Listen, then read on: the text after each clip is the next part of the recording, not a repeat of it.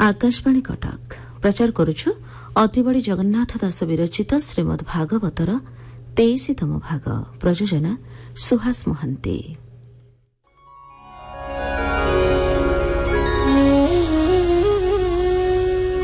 नारायणं नमस्कृत्य नरं चैव नरोत्तमं देवीं सरस्वतीं व्यासं ततो जयमुदीरयेत्। मूकं करोति वाचालं पङ्गुं लङ्घयति गिरिं यत्कृपातमहं वन्दे परमानन्दमाधवम्।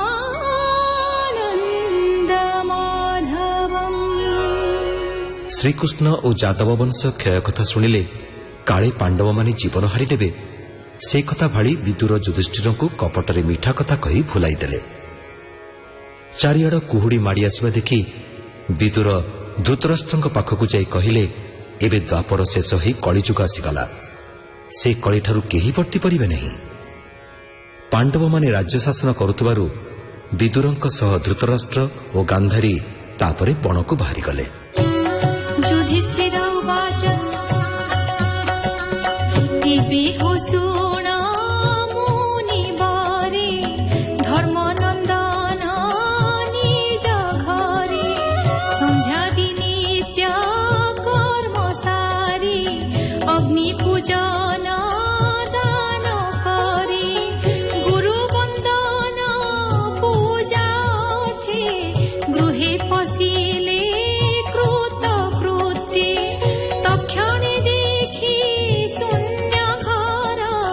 कातर मने नृपवर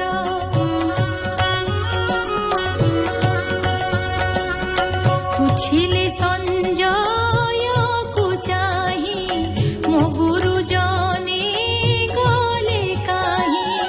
लोचने नदी सई पथ दैवे बयसे वृद्धत्व पुत्रंक मरणे दुखित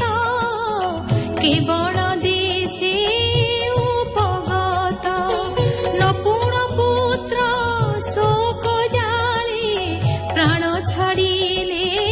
गंगा जले। सुत उवाच धर्मनन्दन वाक्य शुणि सारथी न कहिला बाणी न देखि धृत राष्ट्र पासे अति पीड़ित स्नेह बसे विरह दुःखरे विकल नयन बहे अश्रु जल पुणी से मने धैर्य धरे हस्ते पोछिला नेत्रुबारी धृतराष्ट्रर जे विजोग कहई युधिष्ठिर आग। संजय उवाच शुण हे नृप चूड़ामणि तोहर पियर जननी रजनी काले गले काहि सर्वथा न जानई मोहि हेमंत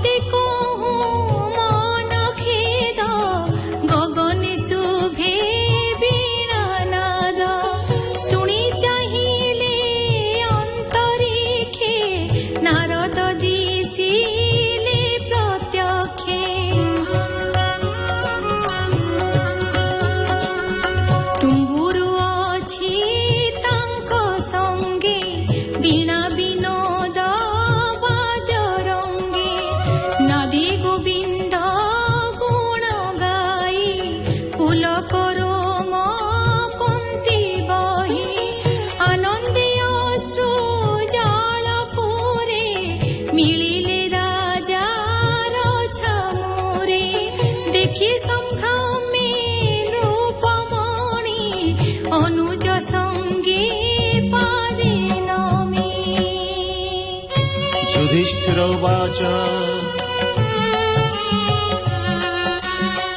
भो ब्रह्म मुनि शुण भले मोतात मात केणे गले मोर करम दुख शुण भमुनि तुम्भे भले जान चक्षु विहीने घोर बने जीवन धरिबे केशने राजन शोक बाणी शुणी मुनि कहन्ति जोगबाणी नारद उवाच भो नृप शोक तु न कर ईश्वर माया ए संसार प्राणी भी आई माया जोगे खेळई संजोग बेजोगे गोरु नासिका जेन्हे बिंधी आकर्षी चर्म रज्जु बांधी से प्राणी जेन्हे भारा बहे अंतरे दुख खेद सहे संसार ईश्वरर इच्छा ए भव पथ गुरु दीक्षा तू राजा तोते हे न जाणु संसार सत्य प्राय मणु जदि तू जीव सत्य मणु देह अनित्य परिमाणु अथवा ब्रह्म भाव बहु स्नेह छाड़िले शोक काहू एणु अज्ञान जड़ मति व्याकुल छाड़ हे नृपति ए देह पंचभूते जड़ी अविद्या काल क्रमे पड़ी आपना दुखे नित्य दुखी एकाही पर प्राण रखी देख प्रत्यक्ष रूप वर विष्णुर माया खेल घर स्वभावे नाही जार हस्त हस्त थिलार से आयत्त विपद चतुष्पद जेते निपदे ताहांक आयते से हरि नित्य विश्वरूपे नर शरीरे मोह कल्पे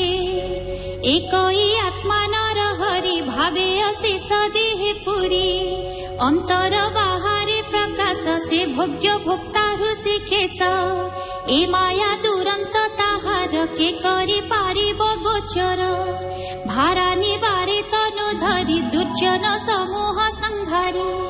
निज जनंकु रक्षा करे एमंते संसारे विहरे देवंक कार्य करी तो से एवे वर्तई अवशेषे जावत थिब चक्रधर तावत तुम्भ अधिकार एबे हो शुण महारथा तो तात जननी व्यवस्था विदुर धृतराष्ट्र वेणी संगते पतिव्रता घेनी से हिमवंतर दक्षिणे ऋषि आश्रम घोर बने जे सप्त स्रोत सुर नदी भरत खंडे जे प्रसिद्धि से जले नित्य करी स्नान अनले करी होम दान केवल जलग्रास भक्षी शरीरे जीव आत्मा रखी विगत राग इंद्री गणे प्रणवे निश्वास धारणे दृढ़ आसने बसी धीरे षड इंद्रिय परिहरे सर्व विषय रस तेजी हरि चरण भावे भजी मन छाड़ई तीनि गुणे समाधि गोविंद चरणे सर्व विषय जोग बळे निबारी आसन निश्चले निश्चल स्थान प्राय लखी के अवतारे विघ्न इच्छी आज हूँ 5 दिन अंते प्राण छाड़िबे जोग पथे रजनी काले वृक्ष मूले पवन जोगे दावानले दहन होइब शरीर ता पत्नी थिब जे बाहर तक्षणे स्वामी धरी कोले दहन होइब नले ता देखी विदुर शरीर हरस शोकरे कातर हृदय सुमरी नर हरि बेगे से बनु अपसरी तीर्थ से बने आगमन करिब शुण हे राजन एमंते राजा आगे कही तुम्बुरु तुले बीणा बाई